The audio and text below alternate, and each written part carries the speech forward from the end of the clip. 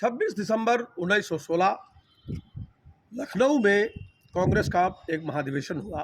जिस महाधिवेशन में उदारवादी और अनुदारवादी कांग्रेसियों के बीच में एक स्थापित हुई। इस महाधिवेशन की सबसे बड़ी विशेषता ये थी कि मुस्लिम लीग को कांग्रेस अपने करीब लाने में कामयाब हुई और मुस्लिम लीग और कांग्रेस के बीच में एक समझौता हुआ कि साझा मांग पत्र के साथ आने वाले दिनों में ब्रिटिश हुकूमत के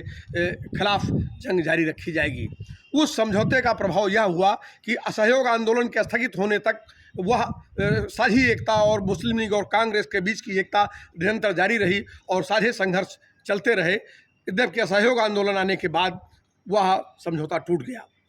कुल मिलाकर के अगर देखा जाए तो हिंदुस्तान की आज़ादी की लड़ाई में लखनऊ पैक्ट के नाम से जाने जाने वाले कांग्रेस और मुस्लिम लीग के बीच के इस समझौते ने एक बहुत बड़ी भूमिका निभाई। इस महाधिवेशन में कायदे आज़म मोहम्मद अली जिन्ना, एनी बेसेंट जैसे महत्वपूर्ण लोग शामिल हुए। पंडित जवाहरलाल नेहरू की गांधी जी से इसी महाधिवेशन में पहली मुलाकात हुई थी। भारतीय आज़ादी के इतिहास में कुछ लोगों का यह भी मानना है कि उसी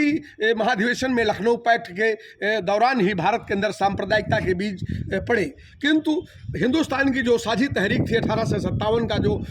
साझा संघर्ष था, उस संघर्ष में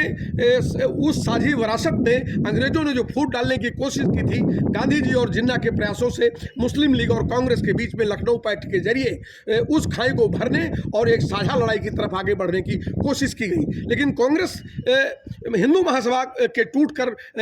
आरएसएस बनने की प्रक्रिया और कांग्रेस के भीतर जो एक हिंदू महासभा का हिस्सा मौजूद था, इसने इस एकता को बहुत लंबी दूरी तक चलने नहीं दिया और एक ऐसी स्थिति आई जहां असहयोग आंदोलन के दौरान ये समझौता टूट गया और मुस्लिम लीग और कांग्रेस फिर एक दूसरे के मुखालफत में खड़े हो गए और हिंदुस्तान की आज़ादी की लड़ाई में ये दो धड़े आमने सामने थे।